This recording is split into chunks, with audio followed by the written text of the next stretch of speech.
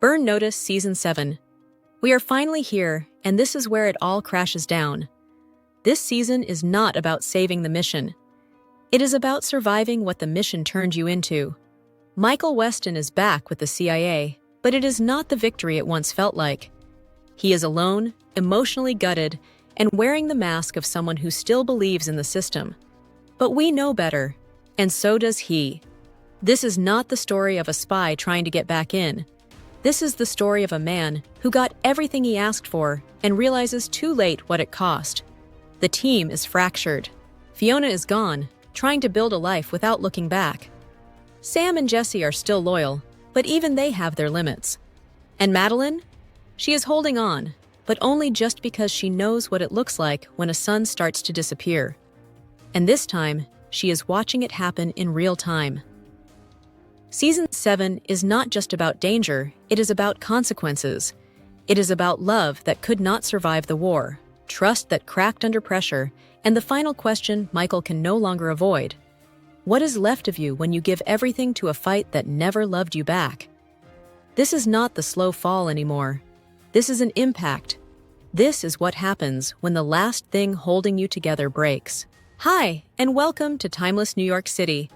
I'm Lena, and today I am getting into Burn Notice Season 7, the final chapter that I am calling The End of the Line. This season isn't about fighting your way back anymore.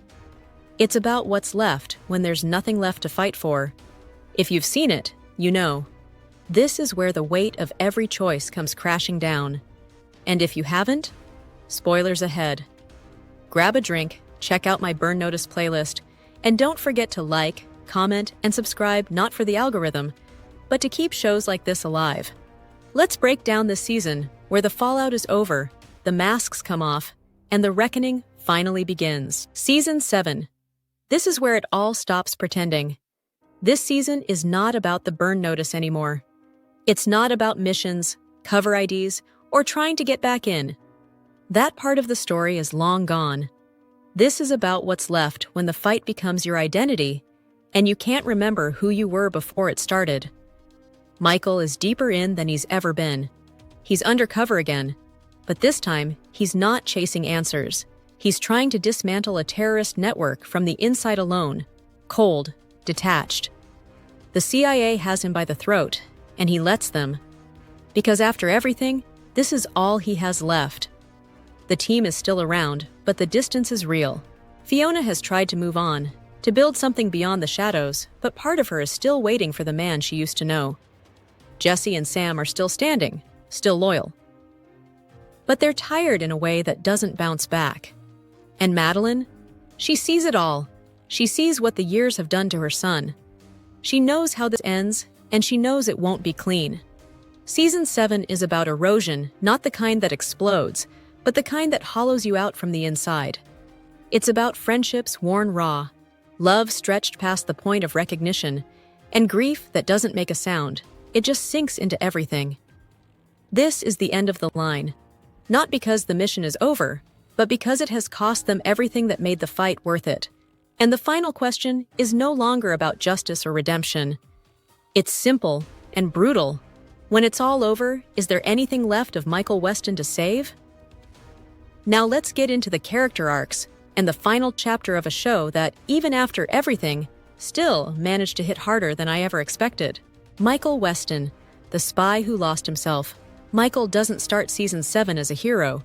He starts it as a man stripped bare, emotionally severed from everything that made him human.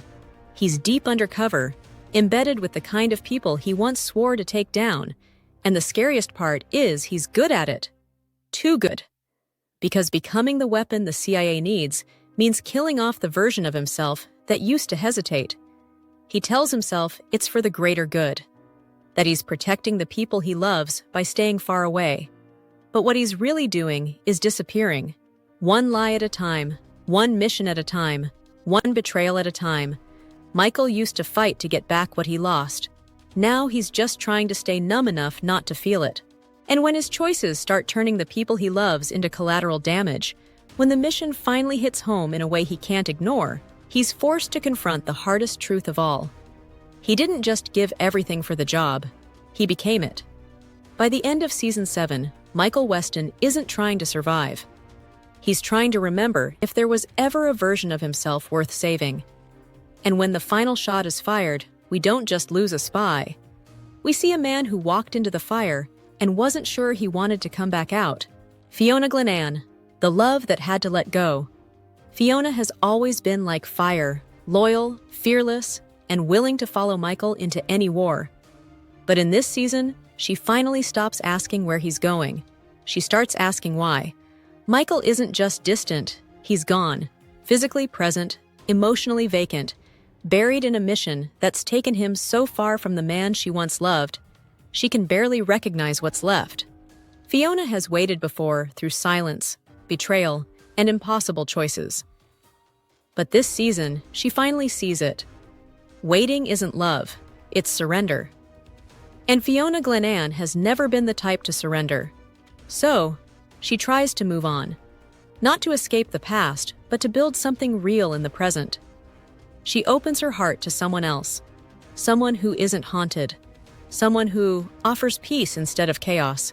And for a while, she almost convinces herself it could work. But love that starts as a bandage doesn't always hold. Because even as she tries to move forward, part of her is still tethered to Michael, not out of weakness, but out of history, out of belief, out of unfinished ache. Still, she doesn't run back. She doesn't show up because she's lost without him. She shows up because when the team is threatened, when Michael is unraveling, when the soul of everything they fought for is on the line, she knows where she stands. Not as the woman begging to be chosen, but as the one still strong enough to believe there's something inside him worth saving. Fiona's arc isn't about romance.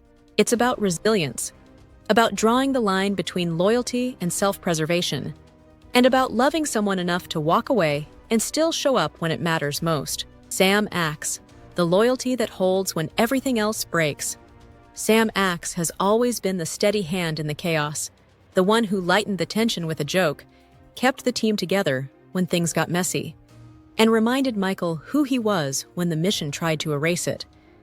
But in this season, that weight starts to show. Sam is still loyal, still showing up, but the war has worn him down.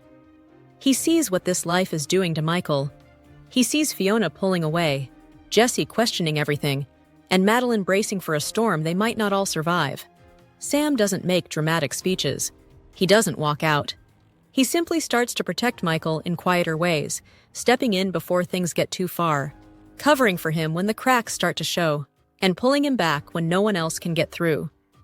But even Sam, the eternal optimist, starts to wonder if he's losing his best friend to the job once and for all. His arc this season is about loyalty without illusion. He knows who Michael is now, and he stays not because he believes everything will be okay, but because real friendship means showing up even when it probably won't be. Sam is the kind of anchor you only notice when everything else is breaking loose. And in this final season, that quiet strength matters more than ever. Jesse Porter, the conscience still holding the line. Jesse has always been the quiet compass of the team. He's not as loud as Sam or as emotionally tangled as Fiona, but he sees things clearly and feels them deeply. In this season, he watches everything unravel. Michael is slipping further into the shadows, the team is fractured, and the mission that once united them has turned into something darker, something none of them fully trust anymore. Jesse doesn't argue for control. He doesn't beg Michael to stop. But when the lines blur, when choices start costing more than just tactical ground, Jesse is the one who speaks up. He questions the mission. He challenges Michael when no one else will. And he still shows up. Because underneath all the chaos, Jesse believes in the version of the team that once existed, the one that fought for people, not just survival. His arc this season is about balance.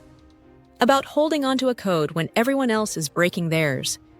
He doesn't abandon the people he loves, but he refuses to lose himself in their downfall. And as the season moves toward its reckoning, Jesse stands quietly in the background, the last piece of conscience left, hoping someone, especially Michael, will still hear it. Barry Burkowski, the outsider who stayed in too long. Barry was never supposed to be in this deep. He started as a money guy, a numbers guy, someone who moved cash, kept things off the books, and never got too close. But over the years, something shifted. He wasn't just a favor anymore. He became part of the team, whether he liked it or not. In this season, Barry is dragged back in. But the stakes aren't what they used to be. The jobs aren't just about helping people or skimming off the edge. They're life and death, and Barry feels it.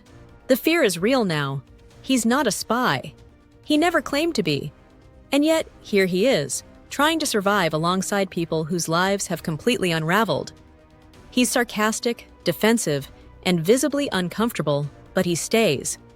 Not because he has to, but because he's tied to them in a way he can't fully explain. Barry's arc, brief as it is, reflects what this season is really about. The fallout that touches everyone, even those who never expected to be in the blast zone. He didn't sign up for this war, but he's in it now, just trying to get out with a little dignity and all his limbs intact. Carlos Cruz. The quiet choice Fiona was willing to make. Carlos enters the story not as a threat, but as a possibility. He's steady, grounded, and everything Michael isn't. Where Michael brings danger, Carlos brings calm. He's a security professional with his own shadows, but he doesn't live in them. For Fiona, Carlos represents the first real chance at a life outside the chaos. He listens, he shows up.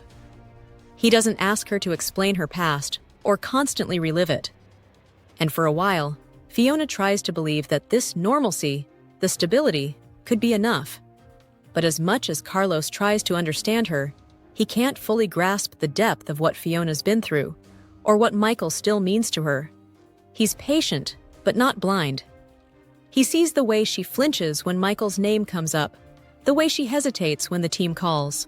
Carlos doesn't compete, but he also doesn't pretend he can live in the space that Michael still silently occupies. When Fiona is pulled back into the fight, Carlos doesn't hold her back. He walks away. Carlos is a good man who just came into her life at the wrong time. But his presence, and the way their relationship ends, says everything about Fiona's emotional arc.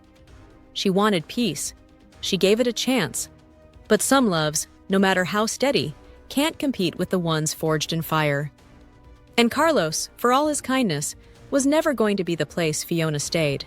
He was the reminder that she could have walked away and the heartbreak that she couldn't. Madeline Weston, the mother who gave everything, Madeline has always carried the emotional weight of this story, quietly holding the pieces no one else wanted to deal with.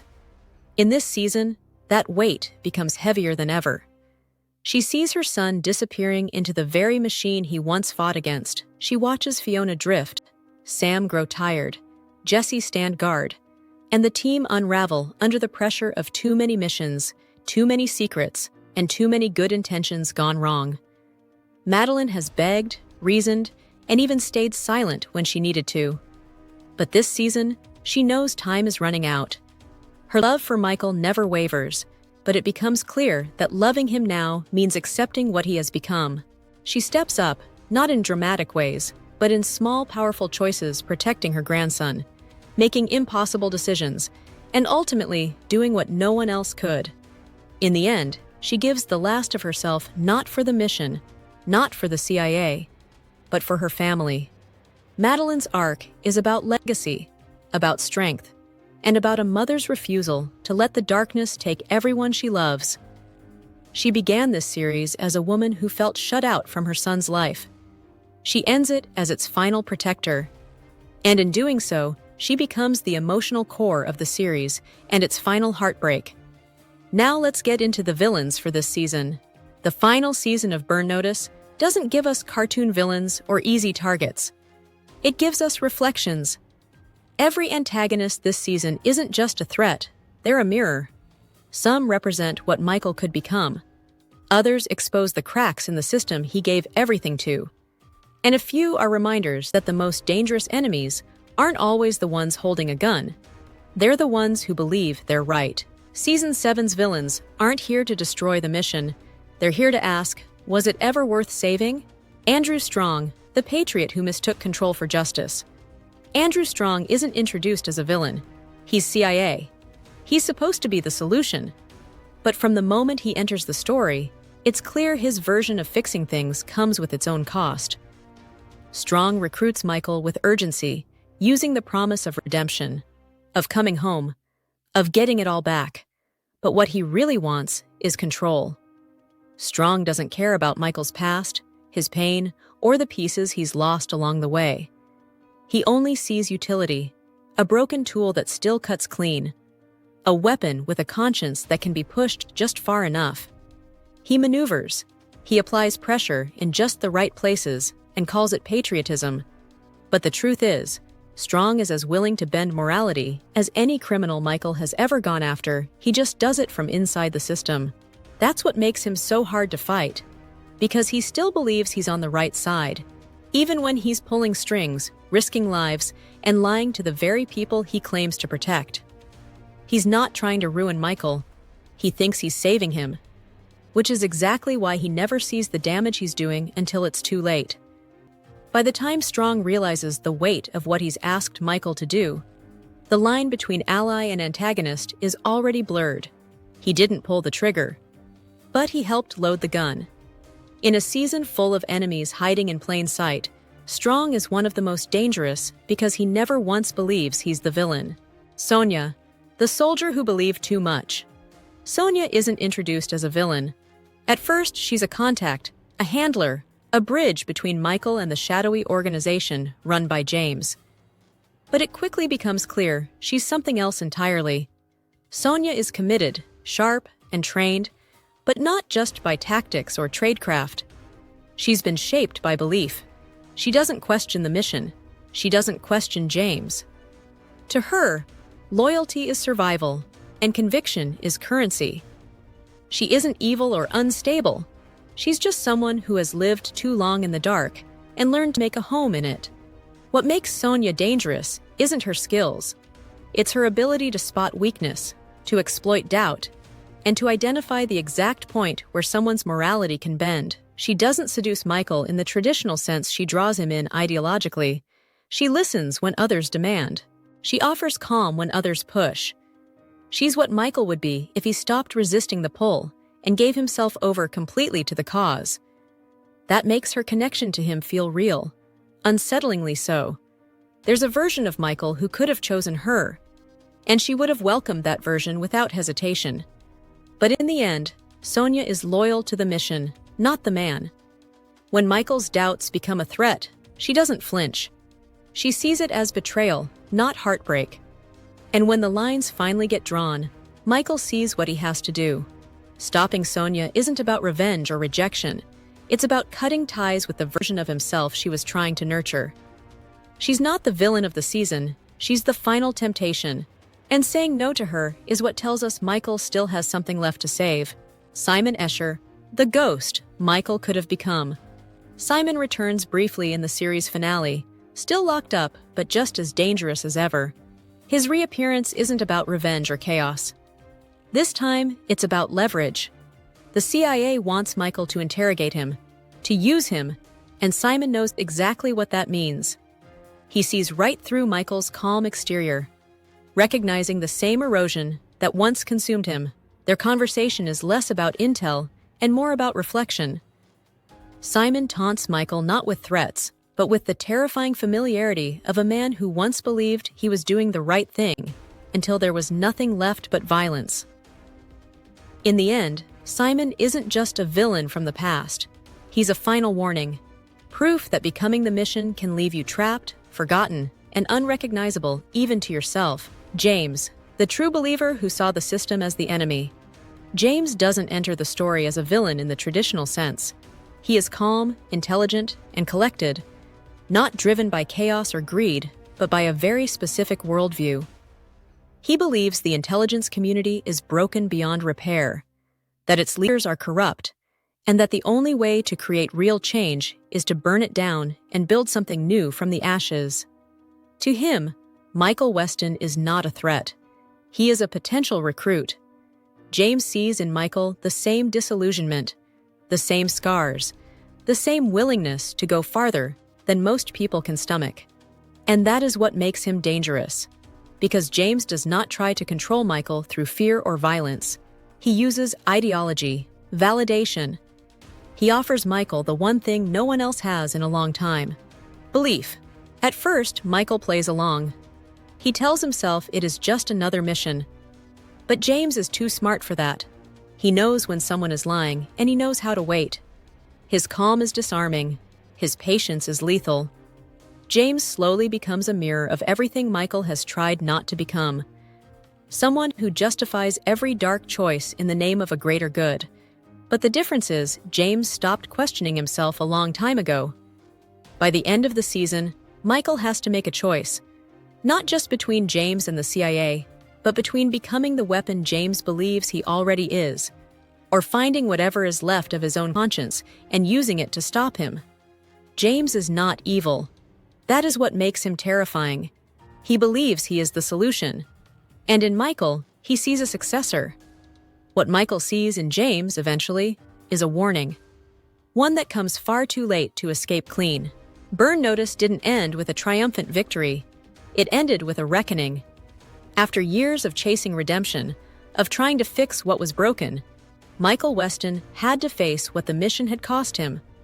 Not just relationships or reputation, but parts of his soul. Season 7 stripped everything down to the truth. Michael was no longer a burned spy trying to get back in. He was a man who had lost himself somewhere along the way and kept going because stopping meant facing the damage. Fiona, Sam, Jesse, and Madeline each carried their own wounds, but it was Michael's silence, his isolation, that carried the heaviest weight. The choices became darker, the mission became personal, and the cost became irreversible. Madeline, his mom, the one person that kept him grounded, was gone, and her death wasn't just a loss. It was the final consequence of a life lived in shadows. When Michael finally pulls the trigger on James and ends it all, it isn't a victory. It's a surrender, a sacrifice, a last effort to protect the people he still loves by becoming something he swore he wouldn't. In the end, he walks away from the CIA, from the world that made him, and hides with Fiona to give the next generation a life without the weight of his past. It's not a clean ending. It's not even a happy one. But it's honest. Because Burn Notice never promised justice. It promised consequences. And in the end, it delivered a story that dared to ask what happens when being the hero cost you everything, including yourself. Wow. Even on rewatch, this season still hits like a gut punch. I'll be honest, I didn't love the overall storyline with James. His whole philosophy felt more like a cult than a cause, and while I understood the purpose he served, I found myself wishing his arc had been handled differently. It felt disconnected at first. Same goes for the Michael and Sonia dynamic. The attempted romance between them felt forced, out of place, and honestly, a little strange to watch, especially knowing the depth of Michael and Fiona's history. I felt similarly about Fiona's relationship with Carlos. It was jarring to see these two characters try to move on from each other with people who clearly weren't endgame. But on rewatch, I saw it all a little differently. Knowing how the story wraps up and how these relationships play into the emotional unraveling of everyone involved, it actually lands better. These choices weren't about romance. They were about loss, disconnection, and people trying to survive the aftermath of who they had become. And in that light, the writing did exactly what it needed to do. Not everything was perfect, but it made sense, and it gave the series the ending it earned. What I absolutely loved was the flashback scene in Episode 2, Forget Me Not, where we finally see how Michael and Fiona first met. It wasn't just a nostalgic throwback, it was layered, emotional, and perfectly timed. The way Michael uses a story Fiona once told him from her childhood as a coded warning to help her escape gunfire wasn't just clever, it was deeply personal. It showed how well he knew her, how much he remembered, even after everything they had lost. And later in that same episode, when Fiona kisses him after the rescue in the exact way she once kissed a past boyfriend to say goodbye, the look on Michael's face said it all. No dramatic music, no speech, just a quiet, gut-wrenching moment where he realizes she's saying goodbye. That's the kind of writing and acting that sticks with you. Honest, heartbreaking, unforgettable. My heartbreak will always be Madeline Weston's arc. Michael's mom. Even on rewatch, I still wasn't ready for it. Her decision to sacrifice herself so Michael and the team could escape from James was one of the most powerful and gut-wrenching moments in the entire series. That final moment of her calmly pressing the dead man's switch and activating the bomb was devastating in its quiet bravery. At first, I didn't understand why the writers chose Jesse to be the one with her, but the more I thought about it, the more it made sense. If Michael had been there, he would have tried to outmaneuver the situation, to find a way out like he always does. If Fiona were there, she would have gone down fighting, ready to take everyone with her. And Sam? He would have swapped places with her in a heartbeat. But Jesse was the one who could carry the weight of that moment without changing it. He was steady, present, respectful of the choice she made, even though it broke him too. And the fact that Michael's last words to his mother happened over the phone, just moments before she gave her life, made it all the more emotional. She wasn't just a side character, she was the soul of the show. And her ending? It hurt because it mattered, because it was earned. Well, I finally finished recapping and reviewing all 7 seasons of Burn Notice. Getting to rewatch it while sharing that experience with you all has been one of the most rewarding parts of this channel. I don't know if these videos will ever go viral or get picked up by the algorithm, but honestly, that's not why I did it. I did it because Burn Notice deserves to be talked about, celebrated, remembered. They don't make shows like this anymore, and if this small channel can help one more person discover it or fall back in love with it, then I'm proud of that. So don't forget to like, comment, and subscribe not for the algorithm, but to help keep shows like this alive. You can check out the full Burn Notice playlist along with other series I've reviewed with the same care and honesty. And stay close. More shows are coming next. Let's keep this ride going. See you then.